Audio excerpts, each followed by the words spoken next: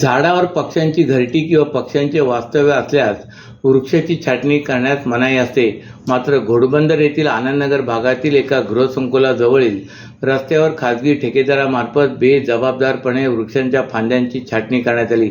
या छाटणीत झाडावरील घरटी खाली पडून सुमारे 100 पक्षी आणि पिल्लांचा मृत्यू झालाय. काही घरट्यातील अंडी पडून ती फुटलीत, त्यामुळे हळहळ व्यक्त करण्यात येते. जखमी अवस्थेत असलेल्या 20 पक्षी आणि त्यांच्या पिल्लांना वाचवण्यात पक्षी मित्रांना यश आले. घोडबंदर परिसरात मोठमोठी गृहसंकुले उभी राहिली आहेत. एका बाजूला खाडी तर दुसऱ्या बाजूला संजय गांधी राष्ट्रीय उद्यानाचा परिसर येतो. हा परिसर निसर्ग संपन्न परिसर आहे. या ठिकाणी वृक्षांची संख्या अधिक आहे. त्याचबरोबर या ठिकाणी विविध प्रकारचे पक्षी आढळून येतात. याचमुळे निसर्गप्रेमी अनेक जण या भागात वास्तव्यास आले आहेत. पावसाळ्यात वृक्ष उन्मळून पडून अपघात होऊ नये यासाठी ठाणे महापालिकेकडून शहरातील वृक्षांच्या छाटणीची मोहीम पावसाळ्यापूर्वी हाती घेण्यात आली होती. तर पालिकेच्या सूचनेनुसार गृहसंकुलांच्या आवारातील वृक्ष फांद्यांची छाटणी संकुलामार्फतच करण्यात येते. अशाच प्रकारे घोडबंदर येथील आनंदनगर भागातील एका गृहसंकुलाजवळील रस्त्यावर खासगी ठेकेदारामार्फत वृक्षाची फांदी छाटण्याचे काम सुरू असताना पक्ष्यांच्या पिलांचा मृत्यू झाल्याने पक्षी मित्रांकडून संताप व्यक्त होतोय. वृक्षांच्या फांद्या छाटणीचे काम संकुलाने एका खासगी ठेकेदाराला दिले होते. या ठेकेदारामार्फत वृक्ष छाटणीचे काम काल दुपारी 1च्या दरम्यान सुरू होते.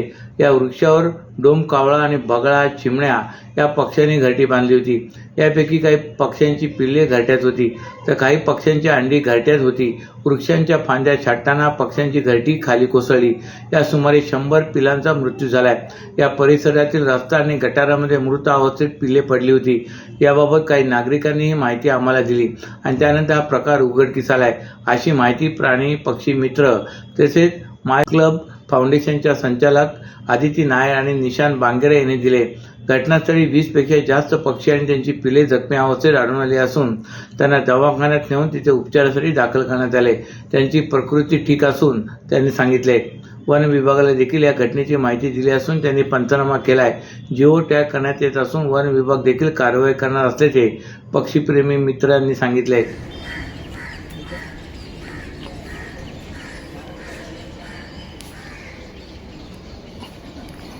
नमस्कार, मी अभिजित मोरे.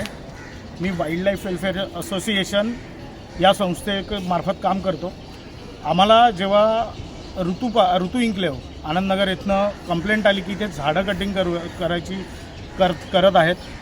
जेव्हा झाडं कटिंग करतात तेव्हा काही नॉब्स लिहिलेले असतात. त्या नॉब्सचं कुठेही पालन झालेलं नाही आहे आणि चुकीच्या पद्धतीने इथे वाईल्ड लाईफ असो किंवा कोणते बर्ड असो यांचे नेस्टिंग न बघता पक्ष्यांना क्रुएलिटी म्हणजे आपण ही हत्याच म्हणूया.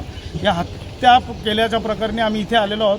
आम्ही बरेचसे बर्ड रेस्क्यू केलेले आहेत आणि तुम्ही बघू शकता इथे बरेचसे बर्ड हे डेड आहेत.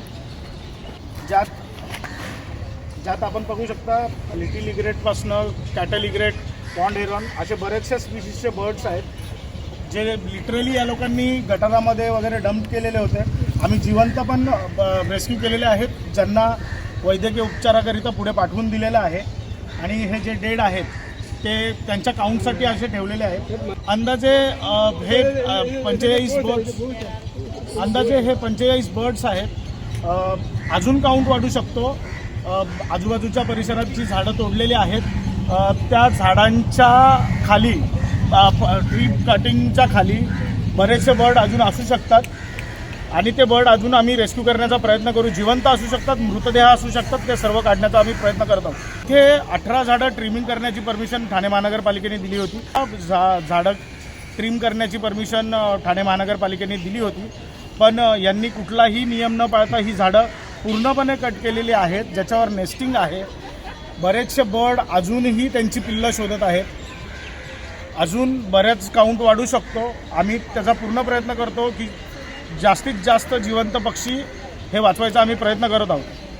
या सर्व इंडियन स्पीशीज आहेत, नेटिव्ह स्पीशीज आहेत, ज्या आपल्या इकडे वास्तव्य करणारे पक्षी आहेत. तेच पक्षी इथे आढळलेले आहेत सर्व. याच्यामध्ये वनविभाग ठाणे हे कारवाई करत आहेत आणि या कारवाईमध्ये वनविभाग ठाण्याची पूर्ण टीम इथे आता उपस्थित आहे. जसं याचं प्रोव्हिजन असेल त्या हिशोबाने यांच्यावरती वनगुन्हा दाखल करण्यात येईल.